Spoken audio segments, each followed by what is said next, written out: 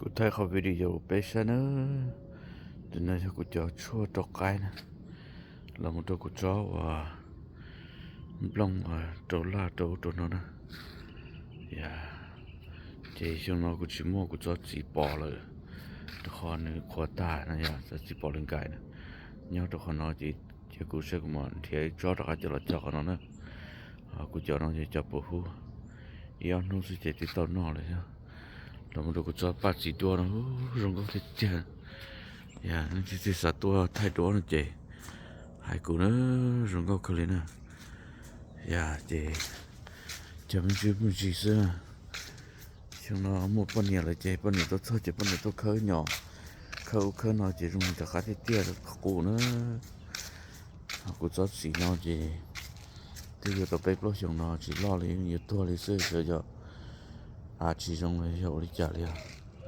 cứ giờ tập Costco là nhìn thấy chân cầu đi nữa, to luôn là chị, bọn này tôi cho chị, này khơi nó ta chỉ trong đi,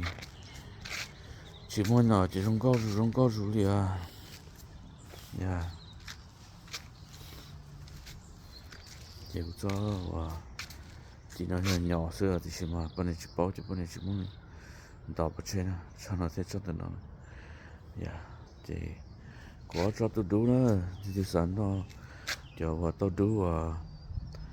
chỉ và xiên nữa thì cho nó của cho nó thì muốn cho nó thì xí rồi chỉ không nói chỉ muốn cho nó cho ta rồi nó thì xí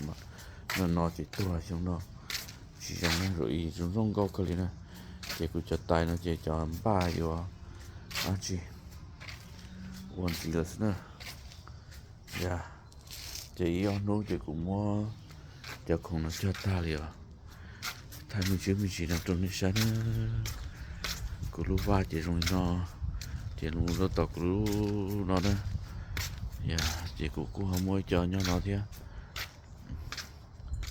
cho nó chị nó cũng cho dùng câu cơ nữa chỉ mà kỳ cơ đi chứ cho ba nữa cũng dọn đã lâu lắm nữa cho nó cho bé cho đồ là này ạ $29.99 này $27.99 đó chỉ là một cho cái nào thếกูchỉ đi mua cho đồ nó chỉ tôi trong câu nó chỉกูchỉ